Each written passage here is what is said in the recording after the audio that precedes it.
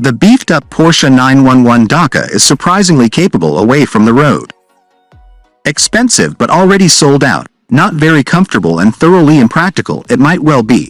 But in the right circumstances the 911 Dakar is fantastic, even if it is ultimately just a toy for the mega-rich. It gives the road-going 911 a dimension to its personality that we've not yet experienced, with genuinely surprising off-road ability that puts fun at the core of the driving experience. Finding the location to experience this might be the issue for some owners. However, if we could afford one, and get hold of one, we'd do so in a heartbeat. The 911 Dakar is a Marmite kind of car.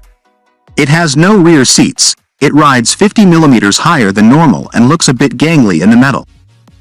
It weighs a bit more than it probably should, because it's been beefed up to deal with the sort of terrain it may never encounter. And at 173,000 pounds, it's heinously expensive, even for a Porsche. And yet there's something about it that just works somehow, and that appeals to your innermost child, perhaps because it seems more lighthearted than your average Porsche 911. Although it's a seriously capable car beneath its Tonka Toy exterior, it looks endearingly chirpy for a model that costs as much as a semi-detached house. It looks like it should be a right laugh to drive, and as we discovered in the Sahara recently, that very much turns out to be true. How so? Because once you strip away its Action Man suit, the Dakar is actually a 911 GTS beneath the skin, which means it is still a very fast and very capable car indeed. It's powered by a 473 bhp 3.0-liter twin-turbo flat-six engine that can fire it from 0 to 62 miles per hour in a claimed 3.4 seconds. Its 8-speed dual-clutch automatic PDK gearbox is exactly the same transmission as the one you get in a 911 GTS, as are its brakes, its four-wheel steering system and its differentials, because inevitably the 911 Dakar is four-wheel drive. You see, Porsche is no stranger to off-road versions of its iconic 911, with the firm previously modifying its bread-and-butter sports car for off-road competition. That's where this car gets its name, because some of its ancestors competed in the famous Paris-Dakar rally raid. The 911 Dakar you see here is wearing a special heritage livery. This particular white, black and blue color scheme is inspired by the modified 911S the factory entered in the 1971 running of the 3,000-mile-plus East African Safari Rally. The complete wrap will set you back €4,165. UK pricing hasn't been revealed yet. Despite the stickers and graphics, it still shares a lot with the GTS. Where it differs is in its suspension, tires, ride height and certain bits of bodywork, much of which has been re-engineered to withstand the onslaught of rough off-road terrain. So the Dakar springs are longer and softer, its dampers tougher, the tires are specially developed all-terrain semi-nobblies by Pirelli, and the sills are made of metal to make them more thumpable. The entire underside has been beefed up, with protective panels fitted front to back to stop rocks from entering its gizzards. Plus, you can raise the ride height by a further 30 mm electronically if serious ground clearance is needed. The extra ride height is available at up to 105 miles per hour, giving you some insight into exactly how Porsche feels this car might be driven by its owners. There are two new drive modes for the Porsche Active Suspension Management System, labeled Rally and Off-Road. Engage the first and everything from the throttle to the diffs to the traction control goes into maximum attack. Engage the latter and the responses become softer, gentler, calmer, to provide maximum cross-country ability but at a much smoother pace. And it works.